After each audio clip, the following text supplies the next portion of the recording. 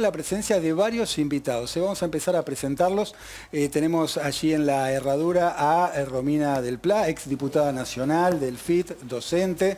A su lado está Natalia González Celigra, que es docente de sociología. Voy a arrancar con Romina del Pla, que es la que se opone al regreso a las clases presenciales. Mira, vengo de una asamblea del SUTEBA de La Matanza, de la cual yo soy secretaria general, de más de 350 docentes, que acaba de votar un rechazo taxativo al regreso a la presencialidad porque entendemos que es peligroso para los docentes, peligroso para los estudiantes, peligroso para las familias, porque no están dadas las condiciones sanitarias. Te doy solo un ejemplo.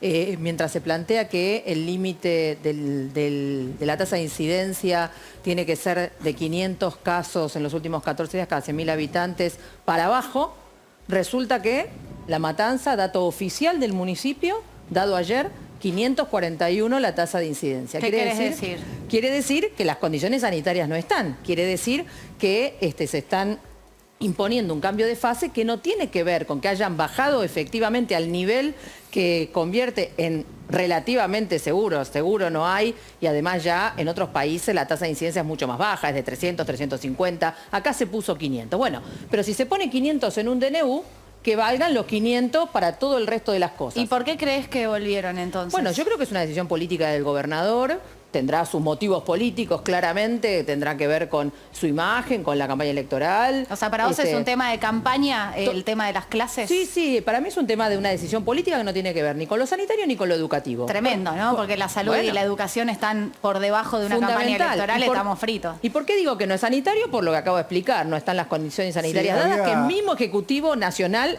estableció en un DNU, dos ítems, que lo dije yo. Romina, dos ítems. Uno, lo que vos decías, ¿no? 500 cada 100.000 habitantes, y después que no estén ocupadas más del 80% de las camas. Estas son las dos medidas, o por lo menos los dos parámetros para determinar si se vuelven o no las clases presenciales. Sí, pero justamente en ese punto, todo lo que vemos en el distrito y en toda la provincia de Buenos Aires, porque estas asambleas hubo cantidad de distritos hoy, todos los que conducimos la multicolor, tomando esta posición, y me parece que en ese punto otro tema que es muy importante plantear, lo veíamos ahí en el resumen del día, acá tenemos un problema con la vacunación.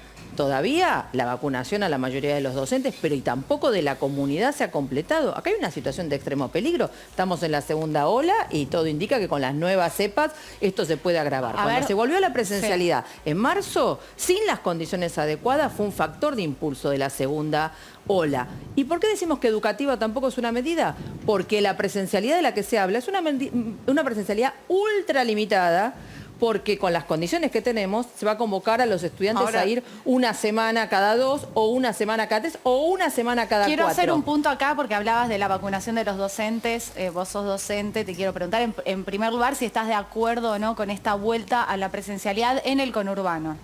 Mira, nosotros como docentes siempre bregamos por estar en un contacto presencial con los alumnos porque obviamente que las condiciones, digamos, educativas son las mejores cuando uno tiene un vínculo, digamos, porque hay un vínculo afectivo incluso con los estudiantes. Ahora, nosotros estamos preocupados realmente porque, como decía Romina, hay una situación grave en el conurbano. La segunda ola fue muy abrupto el cambio en relación a la primera etapa.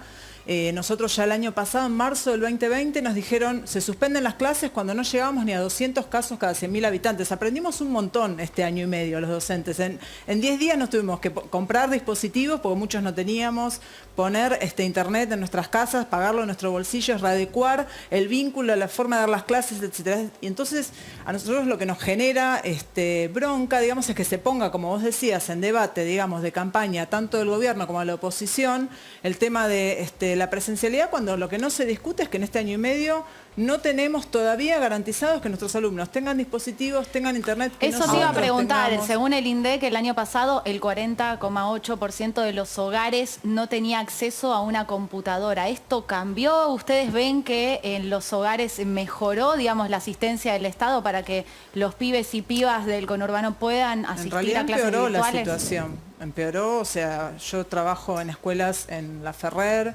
en Villa Madero, en San Justo, y la situación de mis alumnos es peor. O sea, hay chicos que dejaron la escuela porque tuvieron que ir a trabajar, yo trabajo en secundaria, tuvieron que ir a trabajar porque sus familias se quedaron sin trabajo, para colmo muchas bebían del IFE, o sea, es así, muchas familias tenían IFE, ahora no lo tienen.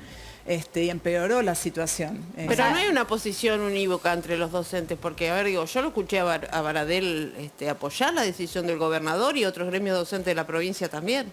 Bueno, mirá, justamente la conducción provincial del SUTEBA de la lista celeste está totalmente, Creo que hay una ruptura está totalmente ahí con la integrada al FED también, gobierno. ¿no? Está totalmente integrada al gobierno. No los hemos escuchado este año y medio reclamar por los docentes que no estaban nombrados, no los hemos escuchado reclamar la conectividad gratuita y los dispositivos, porque la situación, nosotros qué más quisiéramos que estén las condiciones dadas para volver a las clases presenciales. Es lo que creo que todos deseamos denodadamente, pero no hay condiciones. Y como no hay condiciones y aún esta presencialidad va a ser muy parcial, para que realmente se mantenga el vínculo cuando el chico no está en la escuela, necesitamos los dispositivos y el Pero ahora, internet. Romina, hay algo político también, digo, porque cuando Rodríguez Larreta confirma la presencialidad, todos los gremios docentes salen en contra de la decisión de Rodríguez Larreta. Ahora Kicillof anunció la presencialidad y los gremios lo apoyan, no se entiende. Bueno, hay gremios que son parte del gobierno del Frente de Todos. Todos están en cetera de alguna manera casi. Nosotros somos una línea opositora que, como todos saben, mantenemos la coherencia. Cuando el gobierno de Juntos por el Cambio tomó medidas contra la educación pública y los docentes, los enfrentamos. Cuando el gobierno actual toma medidas, también los denunciamos Romina, y los enfrentamos. Sí, Es oficial, pero somos muchísimos más los docentes que trabajamos, porque hay docentes suplentes, hay docentes en actividades distintas que tienen algunos cargos. Entonces, la realidad es que se podría haber evitado llegar a esta situación, yo creo que sí. Que Ahora, Natalia, vos en algún momento dijiste, estamos peor. Sí. ¿Por qué están peor? Mis alumnos, o sea, lo que vemos en las familias y los alumnos están peor porque la situación económica empeoró. Porque empeoró la situación económica y no hay ninguna posibilidad de que un pibe se pueda educar, que pueda aprender, digamos, cuando no tiene garantizada la comida, no tiene...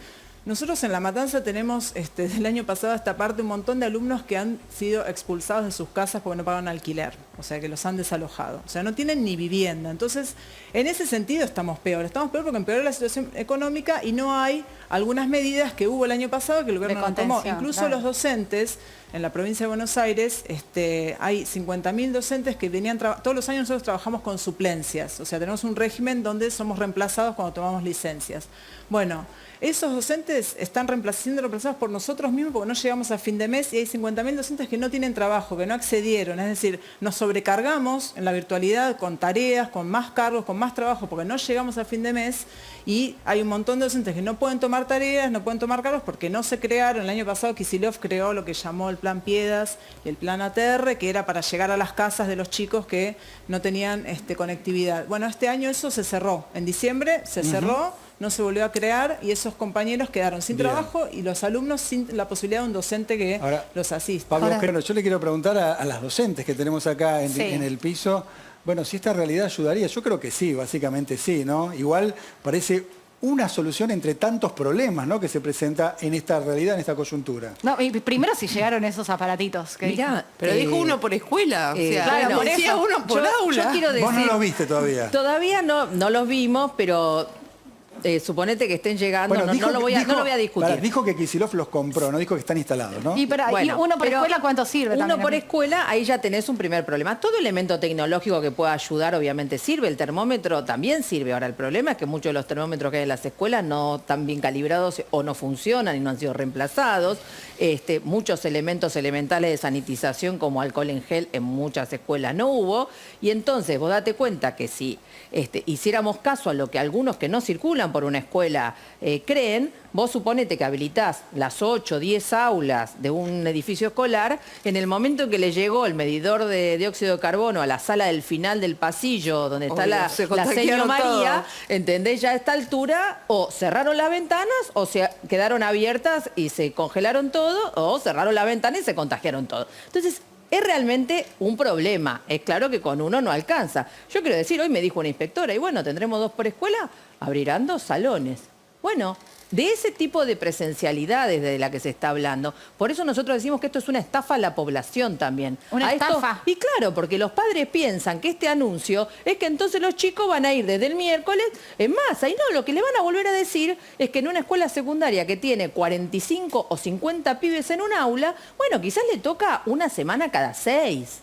¿Se entiende? Entonces, esto también es un problema, porque como no están dadas las condiciones sanitarias, más no podés hacer, porque si no, es una carnicería. Eso es lo que yo quiero que se entienda. El problema no es que necesitamos educación, porque eso lo sabemos todos. El problema es que la diferencia entre llevar a los chicos y a los docentes, cuando no hay condiciones sanitarias en una escuela, y no llevarlo, es que si no los llevas, los estás protegiendo. Si los llevas, los estás exponiendo al contagio. Ese es el problema que tenemos hoy y que hemos estado debatiendo y vamos a seguir debatiendo mañana en un plenario provincial que hemos convocado de docentes desde la multicolor, y justamente vamos a debatir estos problemas. ¿Pueden hacer medidas de fuerza?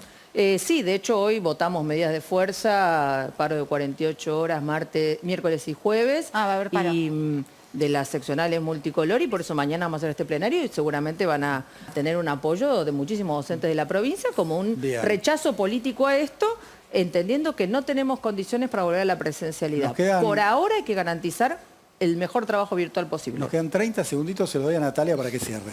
No, lo que yo quería agregar cuando estaban los padres es que nosotros estamos con los padres, junto a los padres. O sea, en las escuelas debatimos, los padres ingresan desde que comenzó la pandemia a los edificios escolares para fiscalizar las situaciones. Este medidor es muy importante que esté, por supuesto. Ahora, tenemos escuelas donde no hay posibilidad de hacer ventilación cruzada porque no se han hecho las obras de infraestructura. Es en el caso de una escuela que yo trabajé donde no pude hacer presencialidad nunca desde que comenzó la pandemia en ninguno de los momentos. O en el caso de la escuela de mi hija, que yo también soy mamá y va a la escuela pública, desde el 2019 que no reparan los baños, o sea, no tienen agua en los baños. Entonces, es muy importante este avance de los medidores de dióxido de carbono, pero creo que es insuficiente en relación a la inversión que hace falta para garantizar el derecho a la educación. Muchas cosas que no se discuten en un año electoral. Gracias a las dos por estar en Fuego Amigo.